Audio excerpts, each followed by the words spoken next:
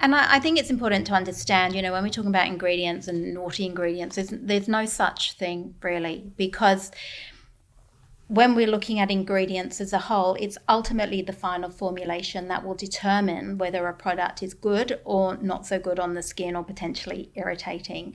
When we're just talking about an individual ingredient, it depends on how much of that ingredient is in the product and what other ingredients are in that product as well.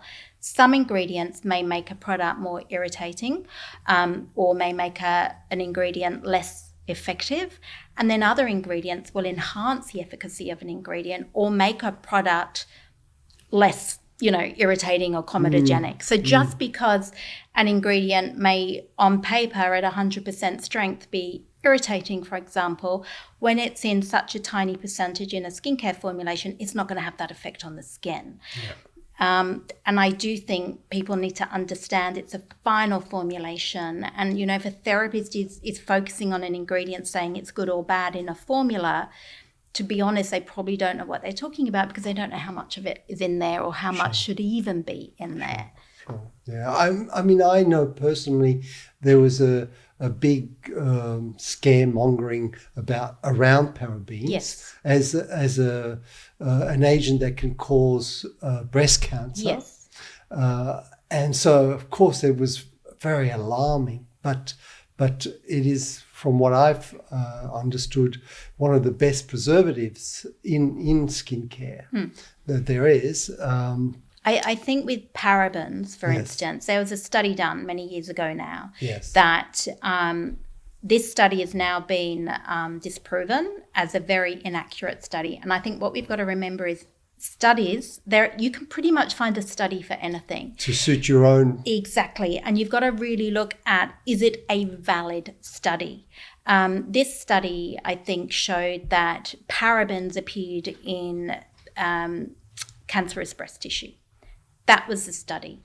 And so people presumed then that parabens cause breast cancer, which isn't what the study showed at all. It just said there were parabens present in tissue that happened to be cancerous. And since then, it has been disproven that there's any correlation. However, somebody took this bad study, even though now it's been disproven, and has scaremongered everyone not to use it, and then people don't want to use parabens. Wow. Out of the preservatives, parabens are some of the least allergenic, because when you're looking at a preservative system in a product, preservatives can be irritating for some people. Again, it depends what other ingredients are in the product, and some people are going to react to certain things more than others.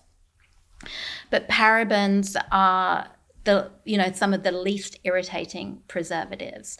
So in that regard, they're some of the safest preservatives. But because people have been scared of not using them, and in the media, probably for the past 10, 15 years, it's been paraben free.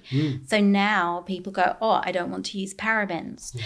And it's stuck. It's like, mud that is stuck. Yeah. The reality is brands now don't tend to use parabens because people think they're bad and they don't want to use them.